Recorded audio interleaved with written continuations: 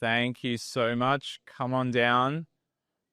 Alrighty. So, first of all, my name is Mark. For those that don't know, I'm president of the Aus DeFi Association, the event at which you are at.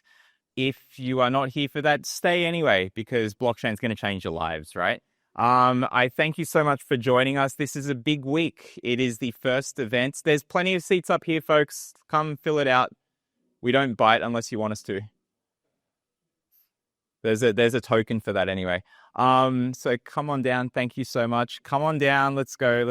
All right. So before we continue, I pay my respects to the Gadigal people of the Eora Nation, on whose land on which we are gathered, and I pay my respects to their elders, past, present, and emerging. So for folks that are new here, could you put your hand up if it's your first time to an event like this? Fantastic.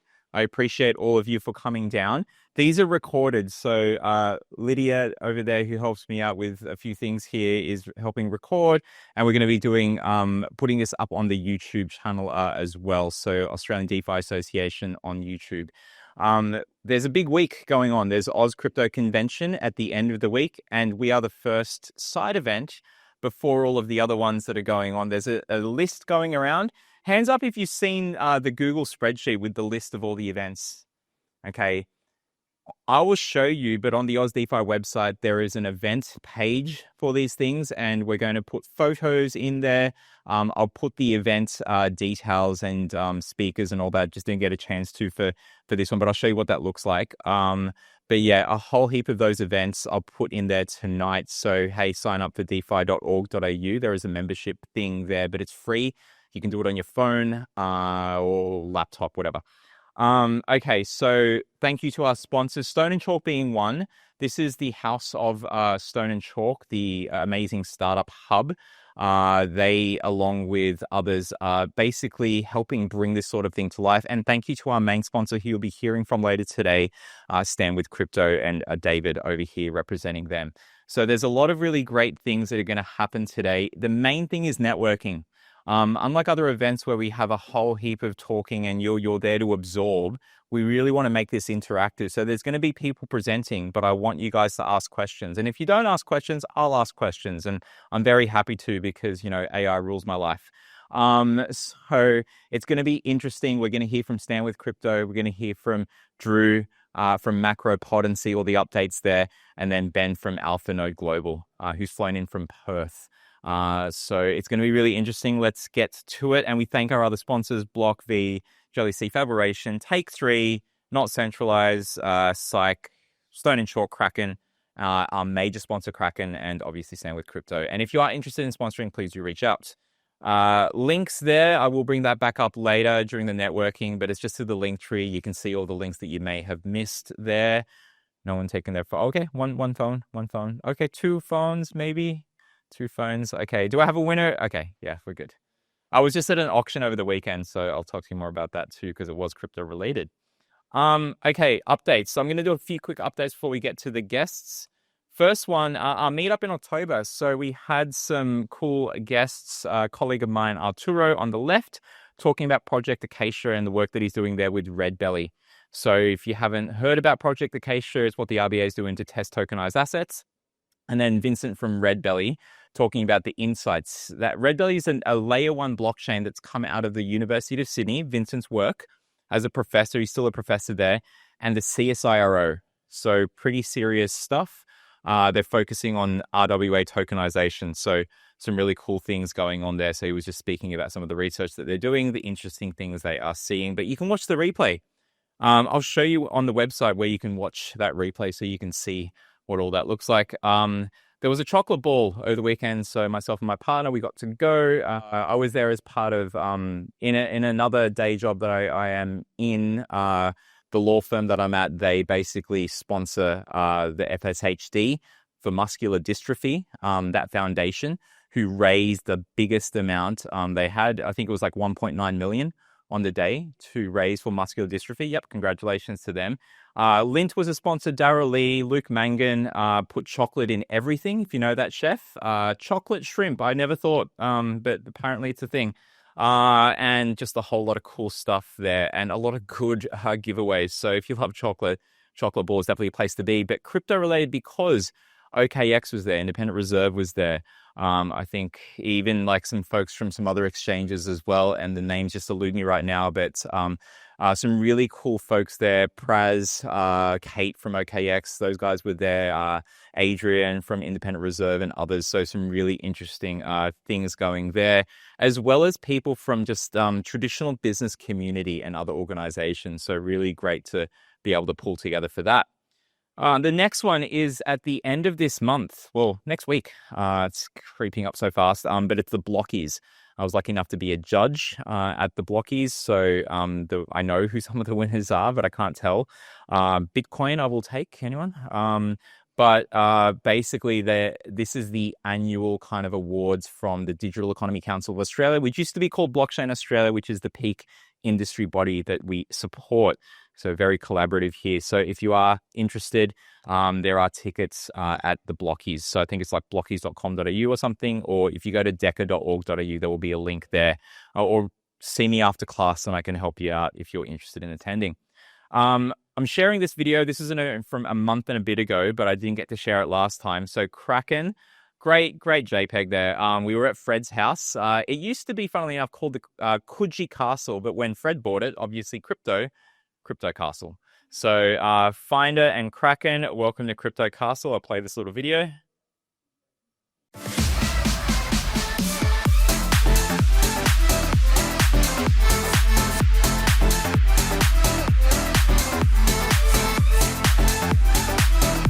Welcome to the Crypto Castle, everyone!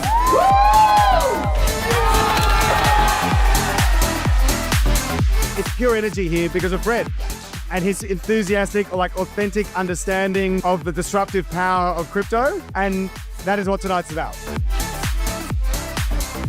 An opportunity between Finder and Kraken. It just seemed like the perfect place to kind of expose myself to the whole cryptocurrency world. I've met some amazing people. It's been like really, really epic. I think Kraken is the most user-friendly app on the market right now. I trust my money there and it's just easy to use. I feel like women don't usually invest in crypto, but it's so good to have something that is step-by-step and easy to understand. Favorite feature for the Kraken app, the dollar cost averaging, the fact that you can just set a buy order and just forget about it and you know you're investing on a monthly basis. I love Kraken because it's reliability. I love its advanced features. And it's got great liquidity. I really, really think it's going to grow and grow and grow in Australia. Fred does love the liquidity, so that is good. And it's an awesome place. Fred and his partner Brendo were able to really help put that on, and with our friends at Kraken, our major sponsor for the year. So awesome event. There's going to be plenty more like that. I think Kraken are doing a side event after on the Saturday. Hands up here, actually, who is going to Aus Crypto Con this weekend? Wow. Okay. I should have taken a photo of that. Actually, I'm going to do it while we're here. Just make sure I don't drop the mic. David Haslop, who runs Aus Crypto Con with Matthew Eade and others, would love that. Can you just get your hands up again, folks? Okay, fantastic. Brilliant. Thank you so much. Thank you so much. We do love our friends and helpers and collaborative partners here. Now, for the newsletter, I want to bring up someone who's been awesome at like helping out with the newsletter. Lydia, come on up. My co-host for tonight, Lydia Ward, come on down. All right. So can you tell the lovely folks what we've been doing with the newsletter? What's been happening? Can do. So before, Mark was doing a kind of week by week overview of the news that was coming through. And instead Mark, I take way too much credit for this. Mark has kind of restructured that. So we just release news as it comes in, provide a brief summary on the Aus DeFi website. And each week you can use the incredible AI that Mark's got doing its thing in the background to give you your summary for that week. So yeah, that's kind of what I've been doing, is basically using AI to, give myself some street cred. Absolutely. And, it's important to have this kind of stuff live because, the things move so fast in this space. And put it this way, like, give me more credit than is due, because like the AI builds itself, as we know, with agents. So I'm just going to show you guys actually before we get to the bonus codes. On a sec. Okay, so you go to the website, you've got that there. Just highlight what's new. You can watch these videos interactively. I'll go to that in a little bit. But if you just want to drive to like the insights page just a little bit below, So go to that tile there. As I said, free to sign up. So you can see the news for the week. And if you scroll down further, you can see the other week. So if we just click. Oh, okay. That hasn't changed. I love a good live demo, don't you? Hang on a second. No, that's okay. That's okay. I just need to change what we're sharing. So stop. Yay, there we are on screen. Okay, so hit share again. And go, not entire screen. Let's go window. All right. Okay, let's try again. This should work, right? Hey, there we go. Okay, so let's drive again. So free to sign up for this. It is on the mobile and stuff. So news of the week, as you can see. So the few things that we've been collecting. I'm sharing all this because if you're interested in contributing, I would love to, get you guys on board. But if you scroll down to like the previous week, yeah, you can see all the news there. Importantly, if you profile yourselves as part of this, let's scroll back up to the latest news. If you profile yourselves, and there's a section for that, if you click Get My Summary, and there's one for each of the weeks, this will write it. I've told the AI to actually write it in the style of a newsletter so that I can still have the newsletter published on Substack and LinkedIn every Monday. But you might have something completely different, like up to you. I'm not going to look. But in any case, using AI for that. And if you just close out of that one and just go to the menu, and I just want to highlight that on the videos. So if you go to the Meetup videos, watch the meetups, click on one of those, like the October one. So as people are watching the videos, you can click on any of these like buttons or like the Ask AI to ask a question, but it uses AI to actually give you a summary of what that was. So whilst you're watching the video, you can be asking questions. The first two buttons are defaults, but the others, the Ask AI, you can do some other stuff there. We'll add more features. People have been asking for dark mode. I will do that, or the AI will do that. But Lydia's been helping out, so thank you. No worries. But if anyone else is interested, please do reach out. See me after class, or see Lydia, and we'll help out. All right, so newsletter, cool stuff. I want to make it collaborative, okay, folks? So Kraken, bonus codes, 20 USDG, 30 AUD if you deposit and trade within the first 30 days. That's pretty easy, free money. We'll put that back up there. Folks, there we go. A few grabbing that code. Alrighty, I'll put it back up at the end. All right. Our website. Okay, if you don't want the QR codes, you can just go to that. Really easy, defi.org.au. I love that it was just available, right? 5 years ago when we started this. But the rest of the session, it's going to be really interactive. There'll be some presentations that ask questions. I'll run around the room. I'll get my Ks up, my steps. And I'm looking forward to all the networking. We'll do a roundup after this and just get back to the networking, closing out at about 8:30 or so. There's plenty of events this week. Like I said, I promise to put up on our website. So sign up to defi.org.au. I'll put a big message when you first log in as to what all the other events are going on this week so we can be a hub for that.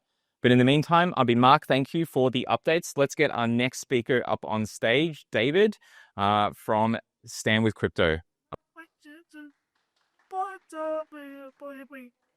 Sorry? It says recording. Oh, that's okay. I was supposed to hit record at the start for the Zoom, and it does recording in progress. But I forgot. But we're recording here, so that's okay. All yours. Mate? Cheers, Marth. This is on, yeah? All right, I'll stand a little bit closer. So cheers everyone for coming, and cheers to many of you for signing up for Stand with Crypto in Australia over the last year. At a relatively high level, the idea of Stand with Crypto is to try and make sure that people like us, people in this room, people that are builders are seen by politicians in Canberra. And the reason why politicians in Canberra need to know that you're all here on a night like this on a Wednesday is that there's real passion for blockchain in Australia. And it is, the future of infrastructure that will help Australians, grow and help the economy grow as well. Getting politicians to understand that this exists in Australia, it's a real thing. And there are people spending, their nights, their weekends, and their day jobs, putting together the tools for the future is really, really important. And why is it important? Is because as we know, politics invades our everyday lives. There's rules, there's regulations, and many of you sort of build different things where you have a lot of uncertainty as to how you should be complying, or if you should be complying, and maybe confused whether you should comply with laws or not. And so Stand with Crypto is basically trying to make a platform to give everyone a voice and show the politicians in Canberra that they should really care about that, and they should really be thinking about this as a community, not just a bunch of code on the internet. The code comes from a set of people.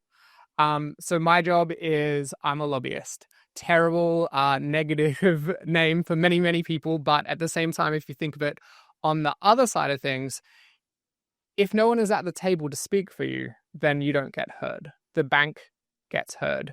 The, person who runs AML KYC, that is like super negative crypto, whether they know why or not, they are the ones that get heard. And so my job is to make sure that crypto gets heard.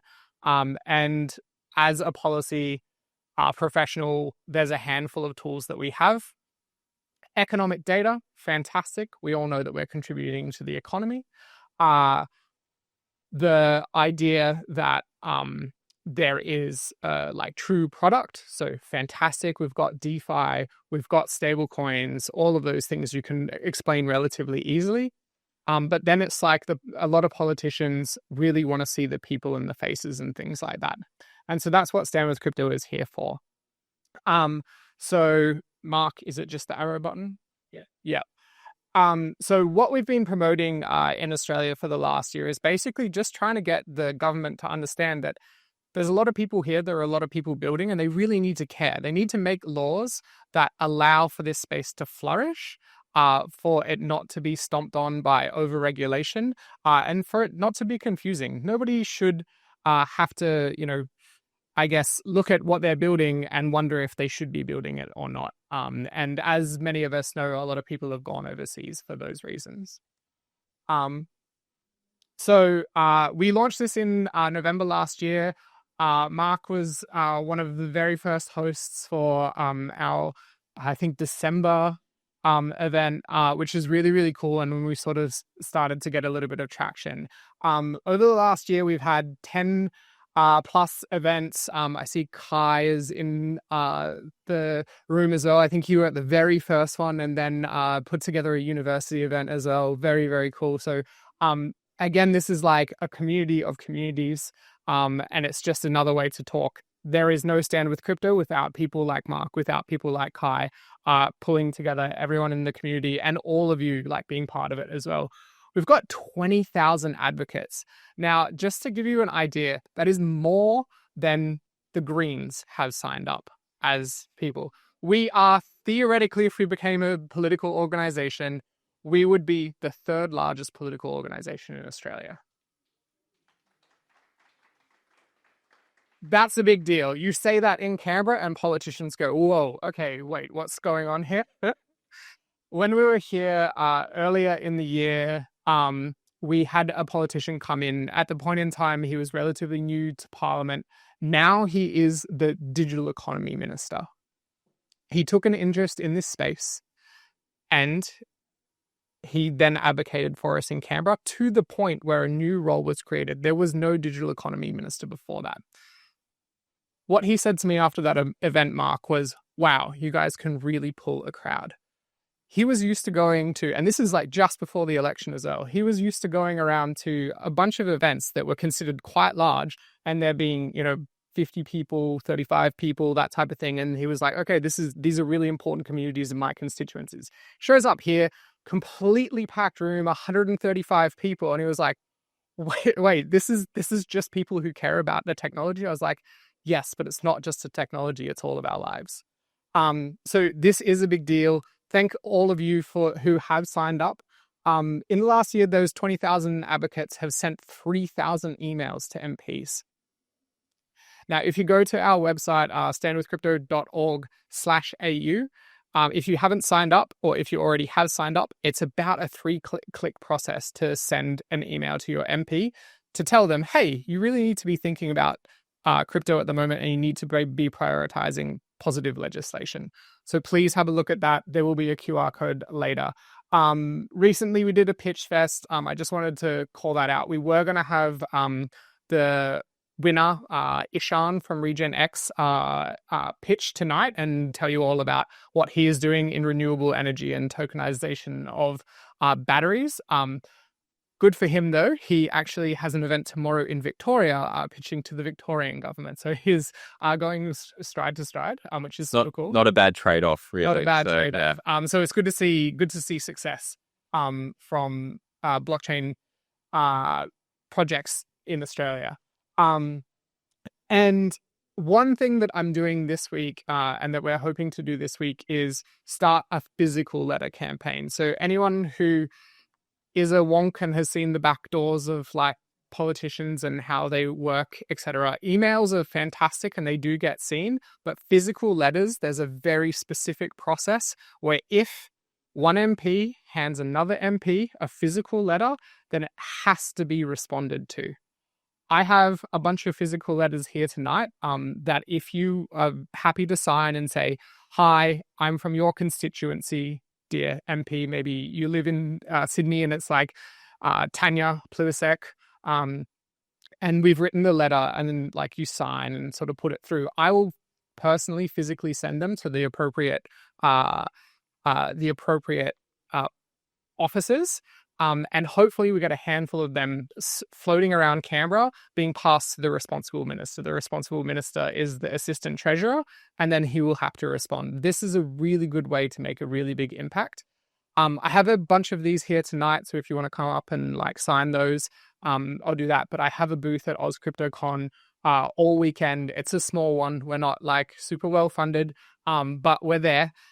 And I'd love you to come by and sort of put your name on that. And hopefully we get more and more noise in Canberra. One slice of pizza means one letter. So just letting you know for tonight. But is that like that they have to read it out? Is that like in the US where you get served with papers and you see it, you just got served? Like, is it like that?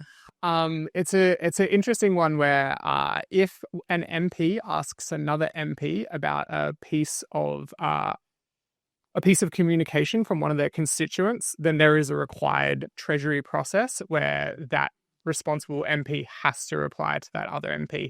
Puts a lot of workload on the public service, and so it gets noticed very, very quickly. Is that what you're saying?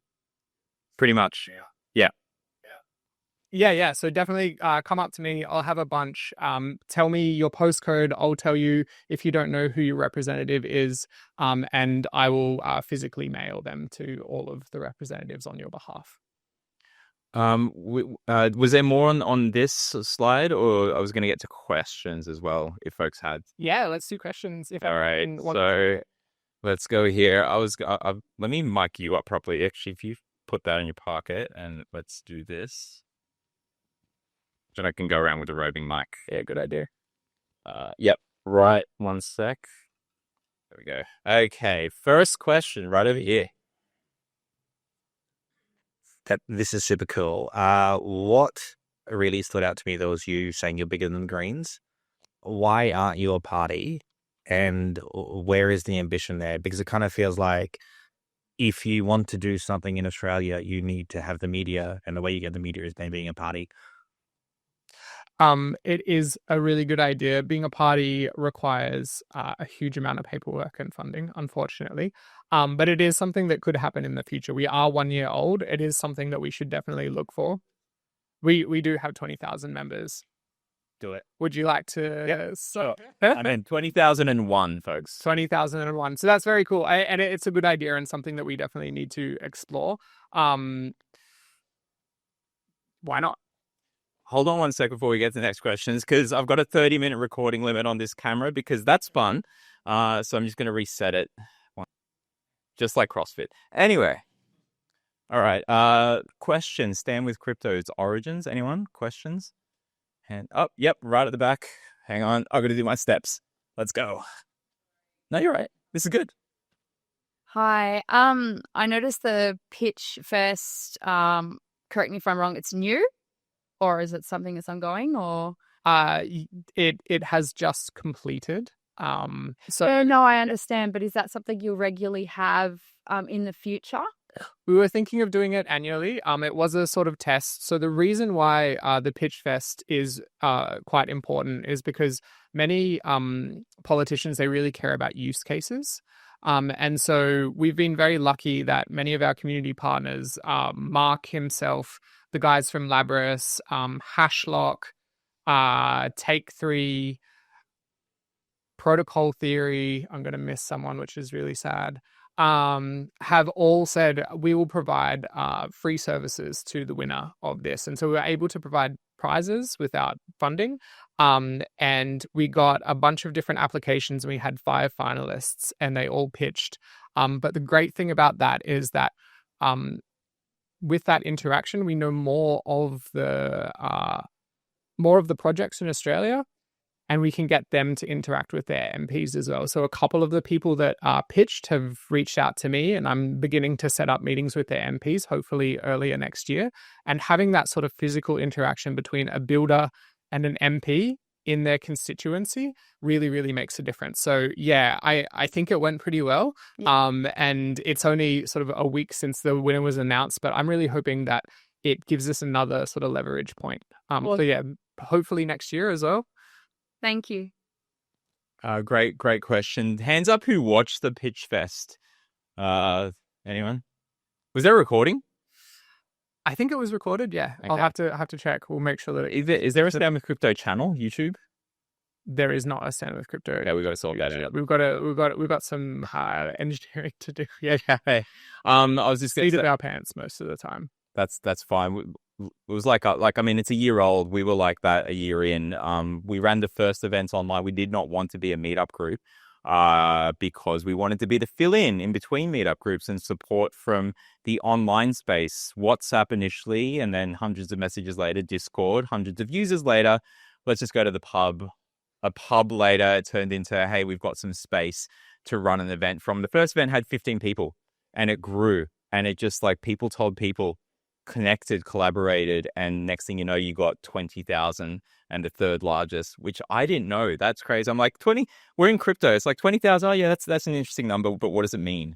You know, It's very hard to get people to care about politics in Australia. So yeah, it's pretty good. Yeah, that's amazing.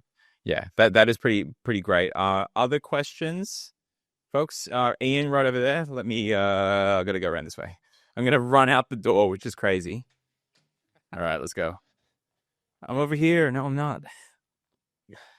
Thanks, Mark. So this might be a silly question. What's the awareness across the members of parliament around the explosion of stable coins, obviously in the movement, obviously that's occurring in the US? What's the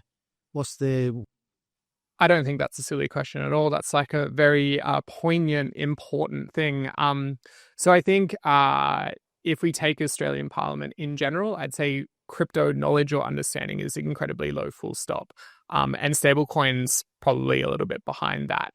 The way the Australian Parliament works, though, is you just need a few key decision makers. It's a little bit different to the US, where you need a bunch of different people to vote for you in a different way. In Australia, basically parties vote on party lines, and most of the politicians, they vote in accordance to what they're sort of told. So, you know, I'm the guy who's in charge of stablecoin regulation. I'll tell you to vote for this or not vote for this type of thing. So I would say amongst those people, the key decision makers, it's pretty good. It's not the best, but, you know, a bunch of us, including Drew, who's up next, and I'll let him talk more about stablecoins, have been doing a really big push on awareness of stablecoins and the importance in Canberra. There's lots of great things about them, right? Remittance payments, the collateral for the tokenization of the world, et cetera, et cetera, et cetera.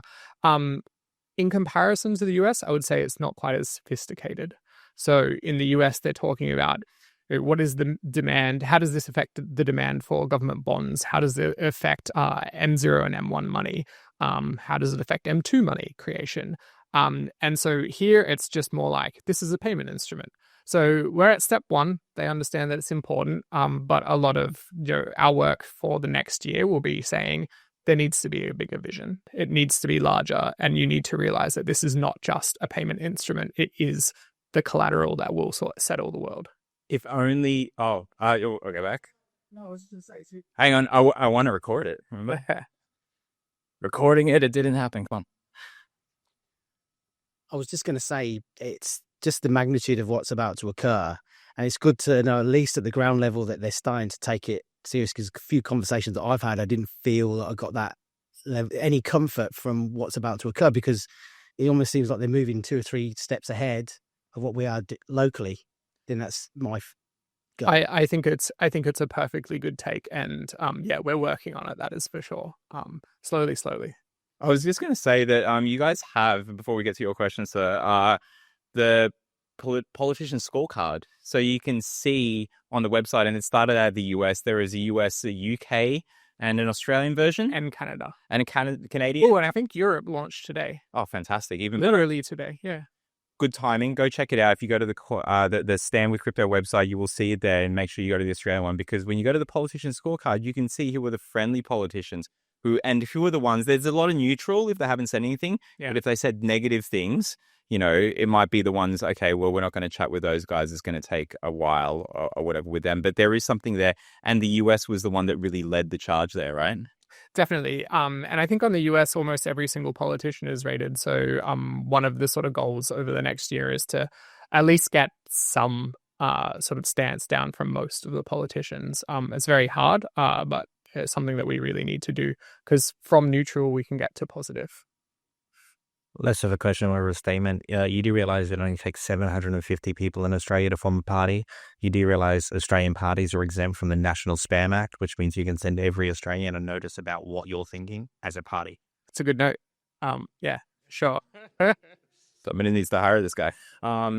Wow, I did not know that. Well, AI is pretty good these days. We could combine forces to, anyway, not spam people, but inform them. It's all about the information that they need to see. Exactly.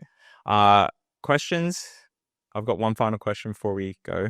Probably got like 20 final questions. But anyway, year 1, it's done. And I remember we were here. Andrew Charlton was here. You can go watch the video. It's one of those that you can talk to. It's probably one of the earliest ones. What do you think year 2 is going to look like just here in Australia? You know, what are your thoughts on that? So I'm sure many of you know there's a lot of policy sort of going on. We've got what you would call in high level terms market structure reforms, which is, you know, regulating places like the sponsors, Kraken, anyone who holds assets on behalf of other people will be regulated, and there'll be a bunch of consumer protections and other things over there. Really good first step, kind of boring. Most jurisdictions got there a long time ago. There's also another piece of legislation that's going to be coming through. It's in regards to stablecoins. They call them tokenized stored value facilities for a very wonky reason that I will not go into. And that's kind of them as a payment instrument. So we've got like the 2 base layers. For Stand with Crypto, what I think is really important over the next year is we've got to hit the debanking thing. Over the last year, bunch of years, many of you, many businesses, many individuals have had some problem with their bank account while interacting with crypto. And the banks have always said, oh, you know, it's because we just like not really sure if we trust it, or like a myriad of excuses. But one of the biggest excuses was, once there is a framework in place, we'll revisit our policies. Now there's a framework in place. The government has passed it. Everyone is working towards it. And the vast majority of, you know, people like Kraken, they will need to be regulated. And so we're going to come out hopefully Q2 and say, hey, remember that revisit? We're going to revisit it right now. And so that's a pressure thing. There's a bunch of like interesting policy points there that we can push in. But I'm hoping to automate a physical letter campaign, so I don't have to come here and get you to individually sign it. We can get you to do a flow via the website to create physical letters. So that's one of the big things. I think, you know, running through the rest of the year, we do really need to up the understanding of stablecoins and their importance in it, tokenized markets, and then also all of the other real world things. I'm really passionate about DePIN. I think DePIN in Australia has a huge sort of place, large, disparate population of an extreme landmass. DePIN obviously makes a lot of sense. And I don't think that politicians know a lot about that. So I'm thinking about those sort of three things as sort of core focuses. And if you would like to sign up, please do the QR code. Also, standwithcrypto.org.au. And I'll be out the back with letters if anyone wants to sort of come by, and I'll be at a booth all weekend. Amazing.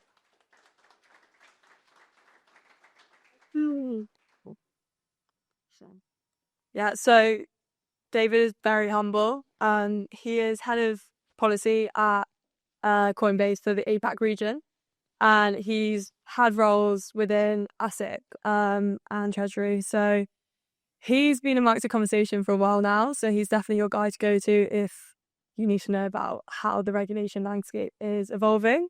And he's definitely one who can be credited for a lot of the positive momentum that's been happening in Australia over the last year. So thank you, David.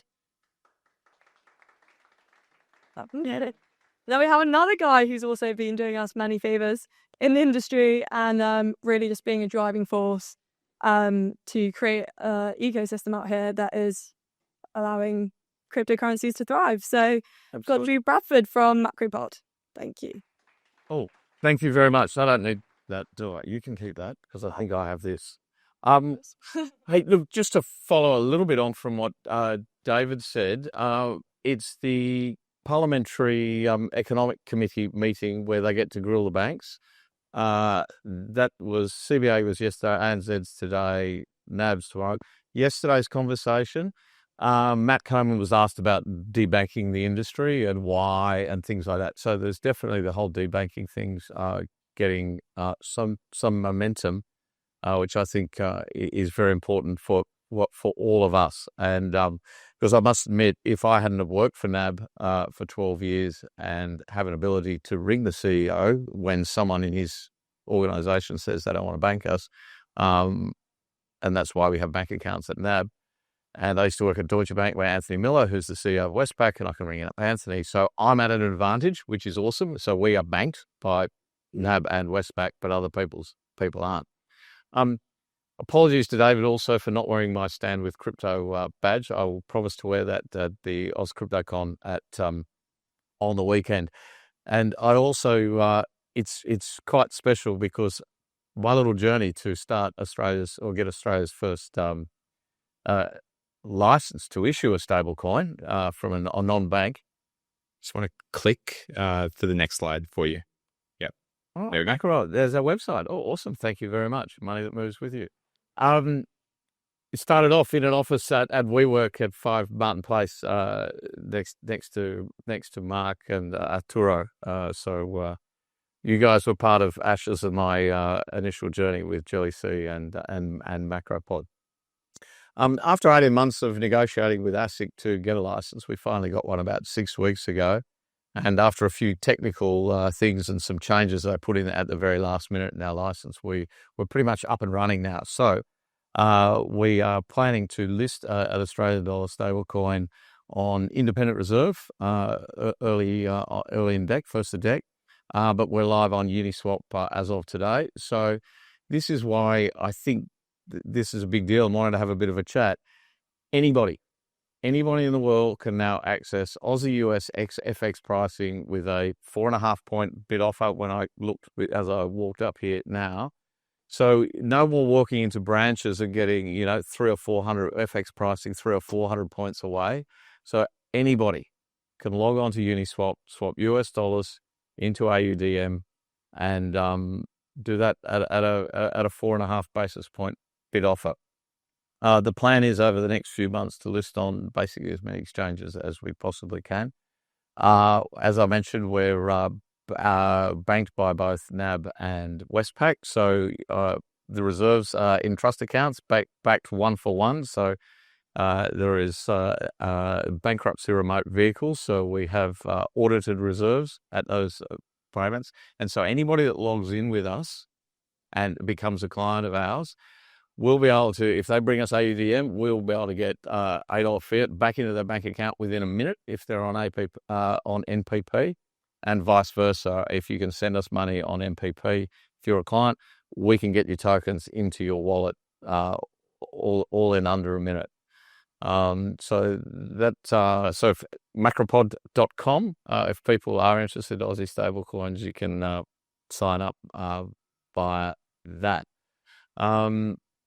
So I think it is, and one of the things which is also worth mentioning from the whole stablecoin point of view, and it is a big deal. It's happening way faster than people think.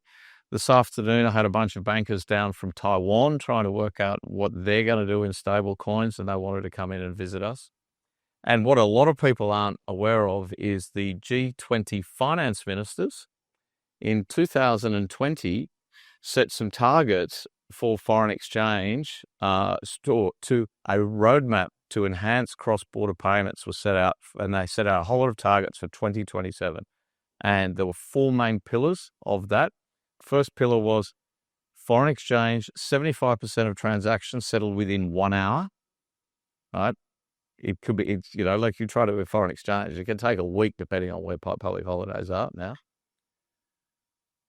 All transactions spreads less than 1%.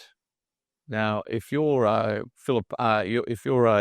Pacific Island itinerant worker and you're coming over here to Fruit Pick and you want to send your money back to the Solomon Islands, you're paying about 25%.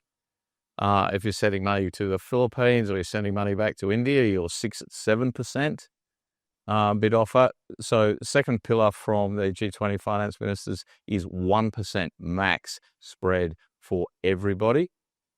Third pillar is access for everybody. A lot of people can't send money overseas. There's capital controls, so cross-border payments are restricted in many places. And the fourth pillar was that the cost and timing of the transaction was known before the transaction was made. So they're all meeting in Saudi Arabia again tomorrow to give themselves a score out of 10 for where they've got to, and they're going to give themselves 0 out of 10. And the proposal is that if they're going to hit their 2027 targets or even get anywhere near them, that they're going to have to use stablecoins. So the whole concept of stablecoins are about to become a very big thing over the next at least 12 months. NASDAQ's tokenizing. So if you want to buy Google shares, you're going to need a stablecoin in Q4 in 2026. Kind of like net zero of the blockchain. Yeah, absolutely. Now, I'm happy to throw it over questions, and then I've got a couple of updates for JellyC because we're a sponsor. 1 second, I did not have that on record. The thing recorded, the mic was not. My mic, your mic's okay. Alrighty, let's get to some questions, folks. And just before we get into that, I think one thing I forgot to mention when David was up here and wanted as you were standing up there, government and the things that they want to see these things used, right? Like stable coins as part of Project Acacia and what you guys are doing. Oh, yeah. That's a pretty big another hour on that. Oh, absolutely. Just give us a bit of a rundown on that for folks that might not know about Project Acacia. So Project Acacia is the Reserve Bank and the DFCRC and Treasury are working together to look at tokenizing wholesale financial instruments. So there's 24 projects, 24 use cases. 5 are proof of concepts and 19 are actual real trades where people are looking at things that are illiquid and how blockchain can make them liquid. Now, the RBA's came out and said if we can get credit, so corporate bonds on chain, that they estimate that will reduce the spreads because corporate bonds, if anyone has played in that space, are very, very illiquid in Australia. And if you want to buy a Toyota bond, NAB issues it, or one of the banks issues it. And if you want to sell that bond, you effectively got to take it back to whoever issued it. So they can charge you whatever they want or pay you as little as they feel they need. But if they're tokenized, they can trade in a secondary market. So this is what Project Acacia is working on. It's about midway through that process. And it finishes up in early dec, and the RBA will come out with a report. I think the target is mid-Feb to put out a report. But if everything plays out as it's going to play out, there will then be a roadmap to how Australian financial markets, bonds, equities, credit deposits are going to be tokenized. And it won't be quick. It won't be Q4 2026, but there'll be a roadmap, and it's probably a 3-year roadmap or something like that. But it is a big deal for this whole industry, and you'll get the next 12 months across regulation, this what's going on in the States. 2026 is going to be a big year for use cases using blockchain technology. Maybe not Bitcoin going up, that's another thing, but underlying use cases and for builders on chain, 2026 is going to be a huge year. And it's absolutely what's needed for sustainability. Like, this space cannot live on hype alone. There has to be something real. I believe that a lot of people are here because they believe in that reality that this is better technology. And so it's really going to be interesting, those findings and you guys being part of that. And we're even seeing, you mentioned like London Stock Exchange, New York Stock Exchange, NASDAQ, they're all looking at tokenized stocks. Like even Open Markets, which is a provider of financial markets data platform here in Australia. So your favorite exchanges like Pearl use Open Markets. Even they've said that they're looking into this tokenized space. So really interesting stuff. Questions from the audience? Got a few. All right, I'm going to jump to some. This lovely lady over here. Thank you for joining for the first time. Okay, thank you. So I'm a bit new to crypto, so I don't mean any disrespect with this question, but I'm just wondering, I already know that there are a couple of stable coins in crypto already. I'm just wondering why we need more. Why do we need more banks too? Well, so right now there's about $300 billion of stable coins. 299 billion of those are US dollar stable coins. Non-US dollar stable coins have just gone through 1 billion.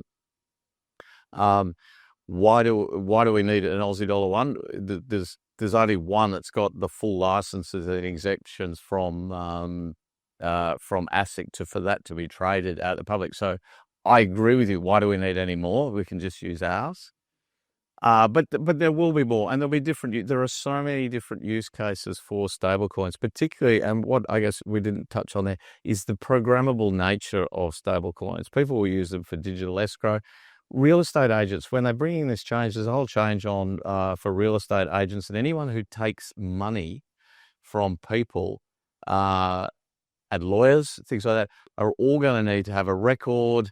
They got to have to do KYC on the clients who give them money. Stablecoins will do that for them. So, I'm sure there'll be stablecoins who are specialty for the real estate. Maybe REA.com or whatever, realestate.com issues their own stablecoin that's specific for that use case because it's programmable protocol. So that's why there will be a few. But what it'll typically work out is, like it has with US dollar card, the number one guy gets about 60%, the number two guy gets 30%, everyone else gets the last 10%. Is how it'll play out. Hey Drew, how you doing? Can you tell us a little bit more about the different projects that you piloted and maybe what yourselves as Macropod participated in with Project Arcadia, if it's not under NDA? Yeah. So there's a little bit of that. I'd love to tell you everything that we're doing, except I'm not allowed because the Reserve Bank wants to do the whole announcement at the end and say this is what the thing.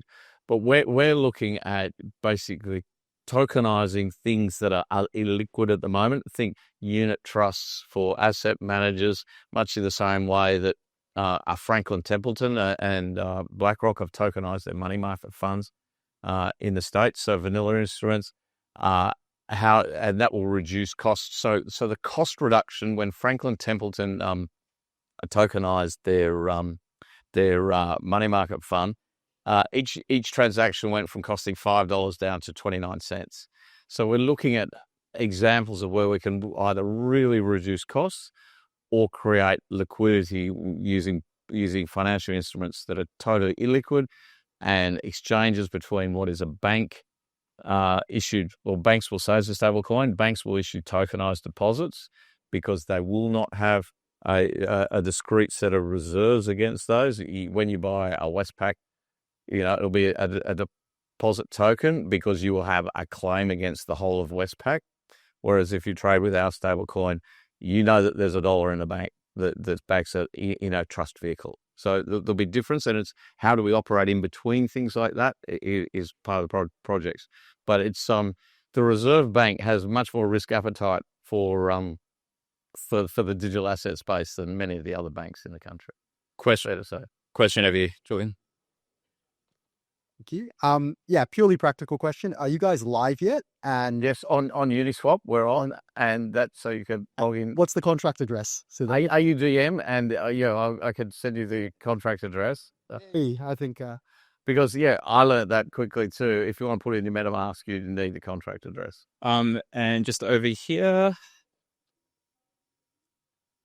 Awesome. Sounds like a really great project. Knowing that the RBA has a bunch of different pilot programs, what actually sets you guys apart from someone like NPP, the Payments Plus, who's actually also developing their own stablecoin, which has the backing from the RBA? They're not. Well, we can take it out after class. I think. Conversation about Yeah. So so the Reserve Bank actually hasn't decided whether they're giving stablecoin issuers access to an exchange settlement account. So that is still up. So we're having the same conversations around whether we have to. Yeah. But there has, and we're part of the project with AP Plus, so we're part of that use case. Yes.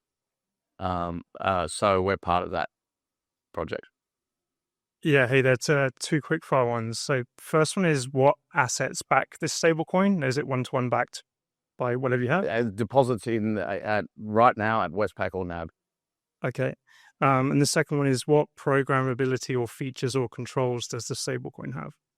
So we're working on a few things. So right now the stablecoin has we're only on Ethereum and Red Belly. So I should call out to Red Belly that we are also on Red Belly. So we have an ability to do a lot of things with a smart contract, but the core features are, one, we can track it wherever it is, which is like banks can't, when they send money, don't know where it's gone. We can track where it is in any wallet. If we get a request from a, I don't know who would do it, a judge or the AFP to freeze somebody's tokens because something's in they've been scammed or stolen, we can freeze them. We can remote burn the tokens if we're asked to if we're legally instructed to do that. We can program it that it can't go into wallets. So there's a plenty of sites that try and catch scammers. So there's lists of wallets that are known to be scam wallets. So we update our contract so that it cannot go to those scamming wallets. And OFAC also put out a list of sanctioned wallets, so that wallets in North Korea or Tehran, for example. So we can black label wallets. But we're working with an additional wallet that will allow a lot more programmability. So we'll have that delivered by the end of the year. Okay. Got a question here, and then over to Justin, and then we'll round out. Nathan? Thanks. Can you talk us through how AUDM gets minted? So right now, if we will have a little button on the website for clients that will come in. So you on board with us, you give us your bank account number and your wallet address. You send us $100. We know that if $100 comes from that bank account, that's the wallet, and it will mint straight into your wallet. And vice versa, if a wallet sends us money, it will automatically buzz straight back. That functionality will be ready.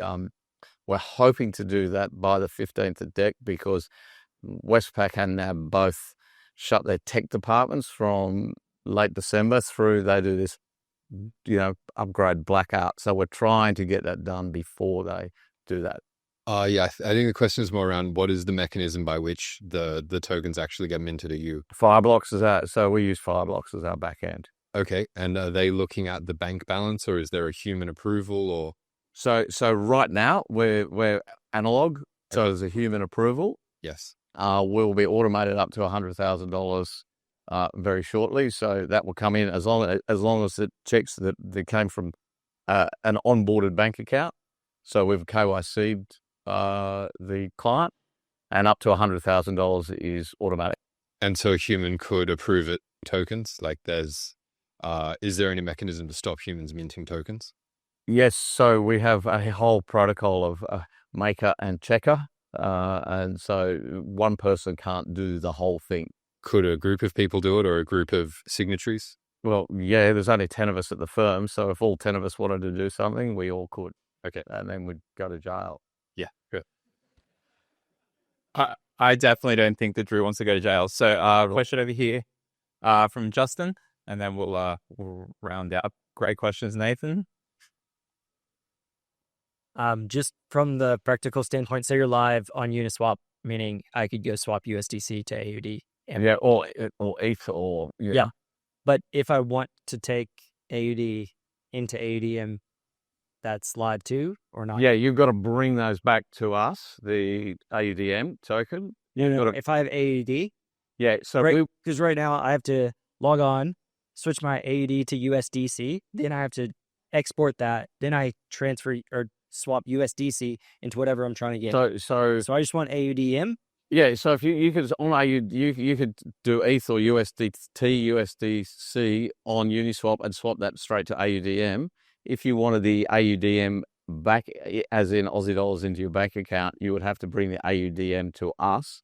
We would then onboard you to make sure we know who you are, and then we will drop the fiat into your bank account.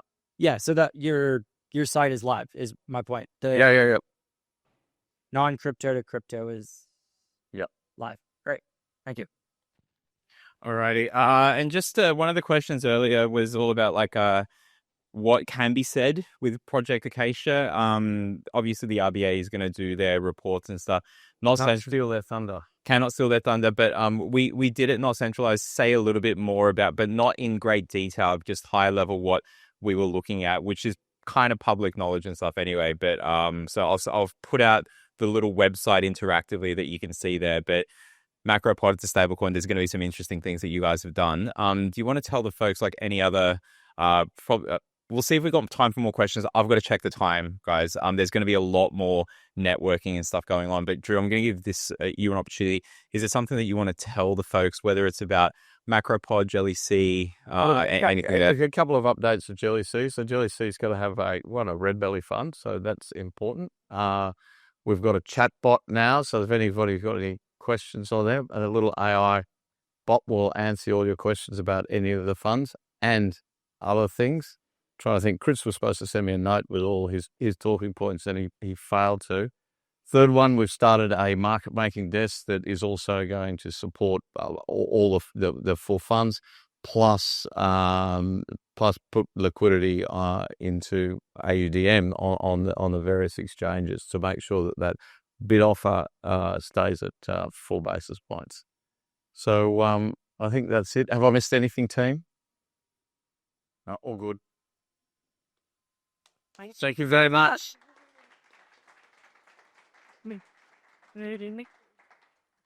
Thank you, Drew.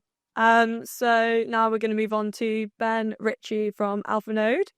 They're doing a lot of work in the space, got a whole suite of services.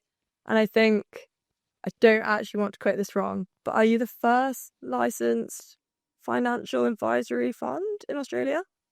So he will speak more on that, I'm sure. But yeah, please join me in welcoming Ben. Thank you. Press the magic button. No, wrong way. I'm going to try and distill a 30-minute keynote presentation I'm going to do tomorrow for some institutional clients.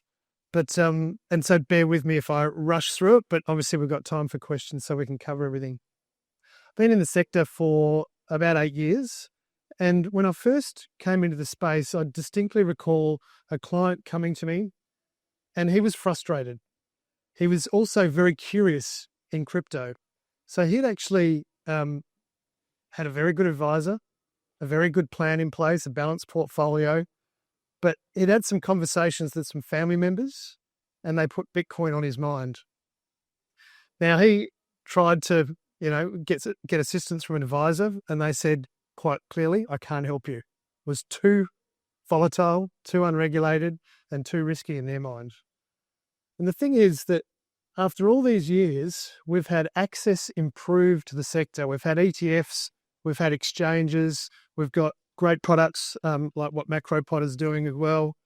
But there's one thing that still hasn't changed, and that's he still can't get advice in the sector. Am I on? Yeah, it was just a bit quiet. 1 sec. Can you guys hear me on? Yeah, that's why. Hang on a second. Check. Why is that not on? Sorry. I'll edit this out. Should I keep going with this or? Yeah, maybe if you actually just hold it.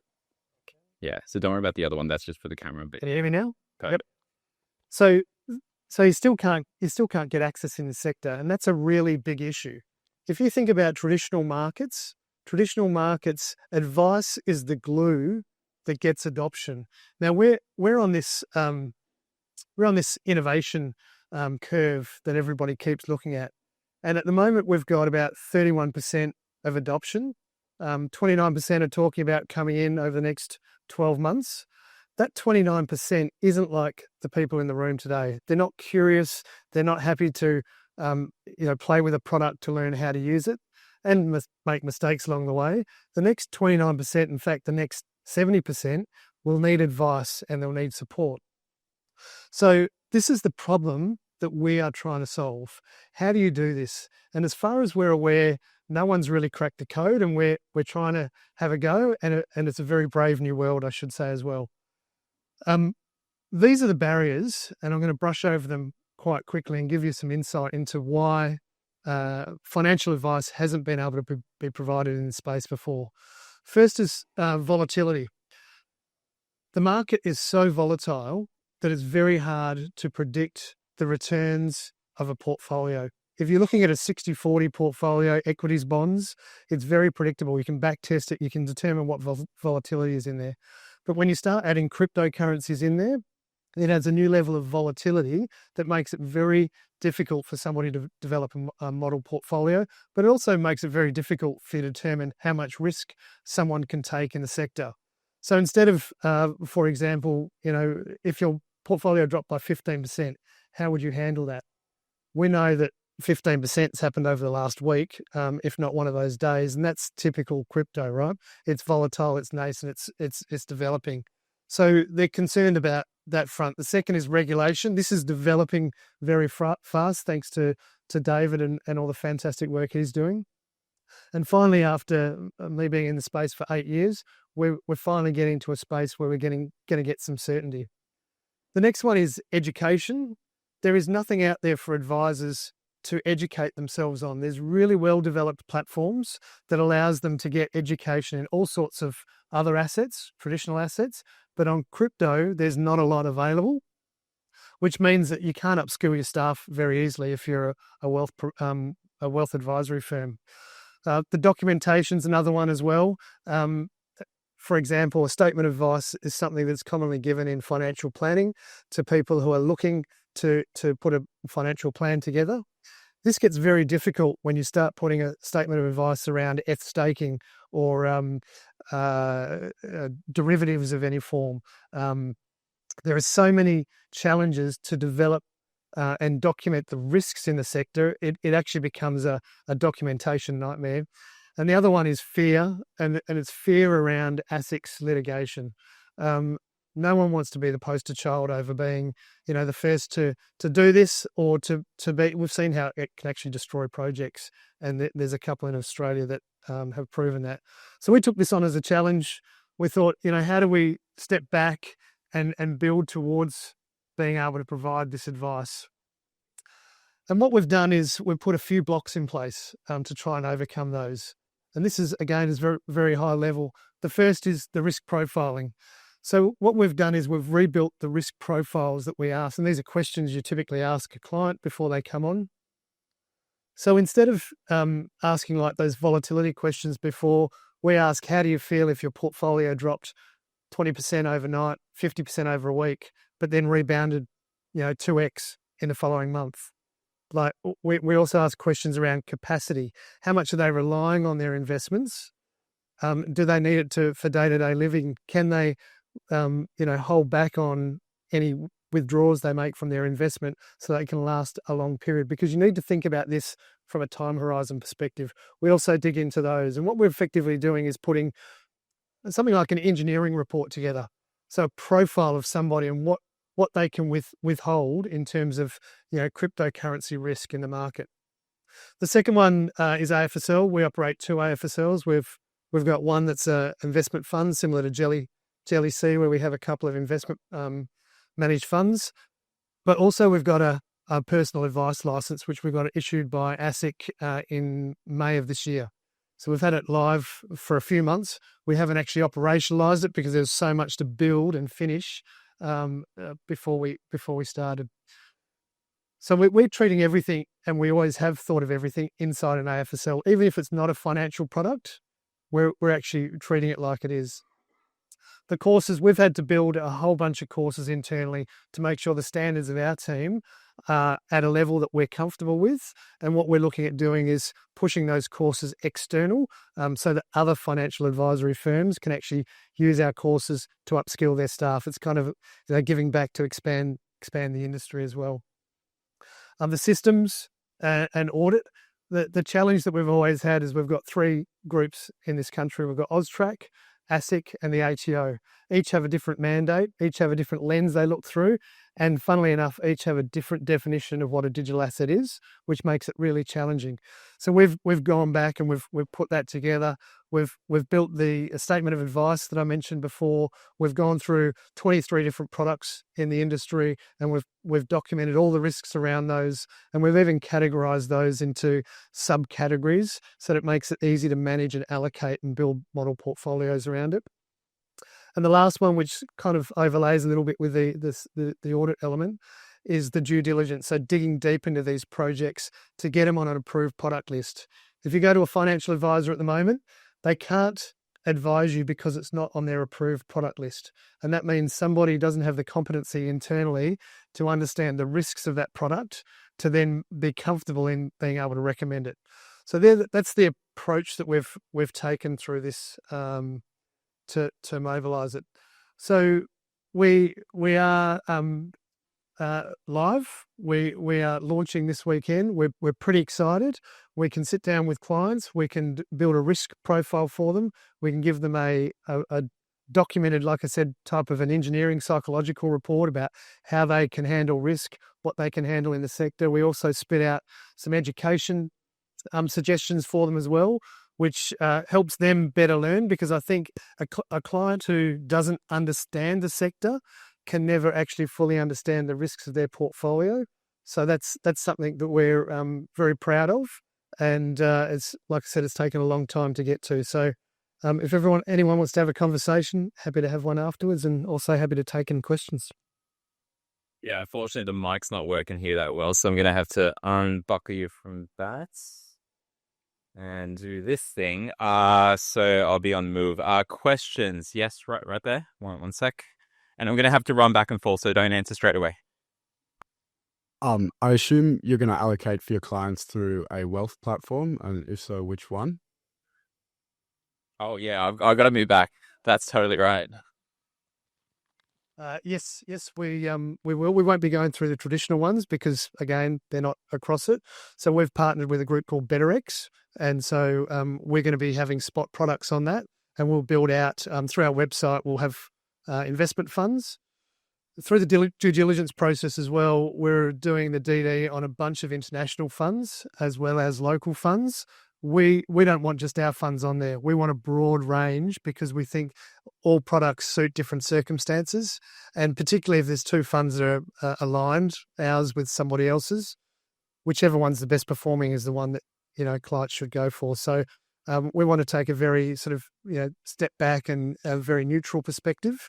With the platform with BetterX in terms of spot execution, that's sourcing liquidity from 4 different locations, 2 local in Australia and 2 international, to try and get the best prices. I should have said we're doing this advisory service only for wholesale clients at this stage. The reason is there's obviously so much litigation around the space. Wholesale sector has a lot less requirements for us, and we need to test it somewhere. So that's where we'll be starting, and hopefully we can build on that as we go. We're taking the approach as well. We're categorizing digital assets into 3 broad categories. One is defensive digital assets, so they're cash or cash equivalent, like AUDM or tokenized bonds, for example. So that's the lowest element. We think that is similar to traditional defensive assets like cash or fixed income kind of products. And I'll go the other end of the spectrum. Then we have opportunistic and speculative digital assets, which we think take a little bit more education and understanding in terms of being able to invest in that. And that's things like staking, it's derivatives, it could be yield plays. So there's a whole heap of NFTs and ICOs and all these sorts of things. We think that's on a general advice and execution basis only. And what that means is that we can do due diligence on a product. We can share that DD with you based on facts. And then you can choose whether you want to execute or not. We can help you execute that, but we can't advise you to say, hey, we think it should be in your portfolio. And then the other category is our sort of medium risk category, which we call core growth digital assets. And those digital assets are spot and also managed funds. So these are ones that there's a bit of research out there, and we feel we can lean on that research to understand what the impact is going to be on your portfolio and therefore model it for you. So therefore we feel comfortable in recommending that. Other questions? I've got questions. Ben, good to see you again today. Look, basically, there's a whole lot of education as you guys are pushing towards. A lot of this space, like if you think about how this sort of thing gets into portfolios, like a lot of investment that people have isn't even straight up themselves. It's through superannuation that we all have, which you should be looking at. And, AMP was one of those that did buy into Bitcoin, whatever that was, 27 million, not too shabby. I don't know what price they bought it at, but really interesting. But that wholesale side of things, like what do you think are the biggest kind of challenges for that space to really understand all of this? Is it the bureaucracy or is it the education? And then the second question I will get to after. That's a good question. My background's chartered accounting, which I didn't say before, but been sort of in the tax sort of element of it for years. When I first came into crypto, I was determined to get my super into Bitcoin basically, and it took a lot of work, and I got it in June 2017, and that was a lot of building the process for myself, and working with auditors and working out what I could and couldn't do. That process has evolved amazingly since, and I think there's a majority of our clients are investing via their self-managed super fund. It's a perfect vehicle for it. It's a long-term horizon, so people are thinking that long-term process, and so therefore it takes, if you zoom out, the volatility comes out as well. Education is the key to this. There's been nothing for self-managed super fund trustees to understand what they have to do in terms of investing in their super fund, whether it be spot or whether it be in managed funds or the like, any form of exposure. We'll be launching something over the next couple of days before Aus Crypto Con, which is a self-managed super fund course for trustees. I don't know if you gave me this question deliberately or not. No. So that'll be a great tool for self-managed super fund trustees just to work through. It's probably like 30, 45 minutes for you to go through, understand sole purpose tests, understand separation of assets, etc. Very simple process to go through, but just to educate everybody, because I think if we can educate people, that's where the access comes, and adoption long term. So, yep. And I should say, sorry, on top of that as well, the work that we're doing internally, that we've kind of developed courses, and this is around, so typically most people use Kaplan. Kaplan's a course for professionals. They can do all sorts of CPDs. They don't have anything crypto related. We've had to build it internally for our own standards, and so we're looking at reskinning that, and should be available in January of next year. And that will mean that any wealth advisor can come in, and it'll be at the same standards as what you get on the Kaplan sort of courses, going through step by step, almost like as if you're a responsible manager on an AFSL, that sort of standard, going through compliance, going through documentation, going through record keeping, going through all the basics that an advisor needs in order to be able to give advice in the sector. I think there's gonna. Oh, that's a good catch. See how swift he is with that. That is how he is on the education too. So, oh right, yeah, the Ashes we started this week. Question I've got. I'm running a panel on day one of Aus Crypto Con with an exchange, two builders, and someone in the kind of like private coin market. So all interesting folks building in the space, and it's on FUD, fear, uncertainty, and doubts. My question to you is, what is one of the most common things that you hear that is a critique, basically, and how do you typically respond to that? A critique of what? Crypto warfare. Oh, that is.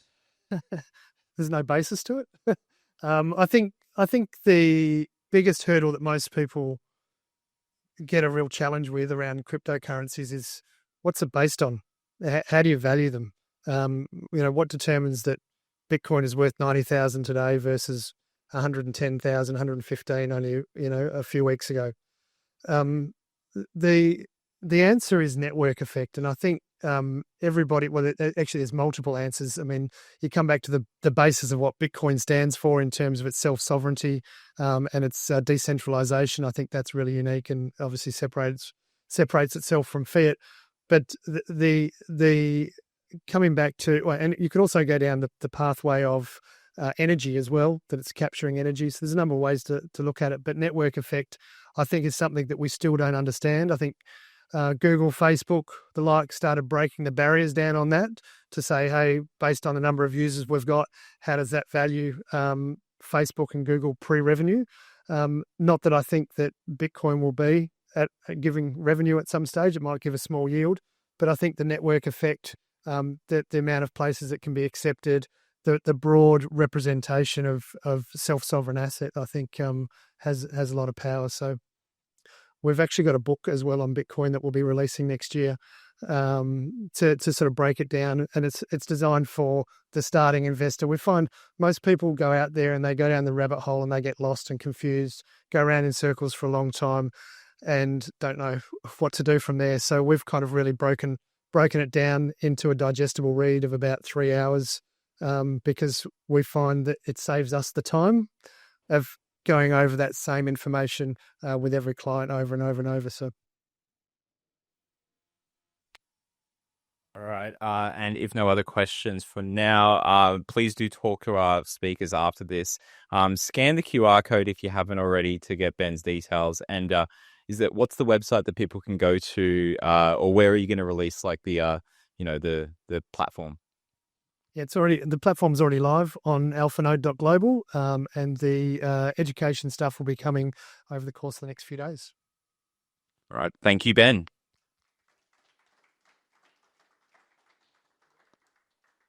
Alrighty, folks. Funnily enough, I thought we'd finish early, but like really interesting questions. First of all, thank you so much for that. Thank you to all the speakers, Drew, David up the back with his letters somewhere, and Ben, and Lydia, of course, for helping out and stuff. If you are interested in helping out, come see me after class. There's always some great things that we can do. This is a collaborative effort. There's another QR code. Ben, was there too? Yeah.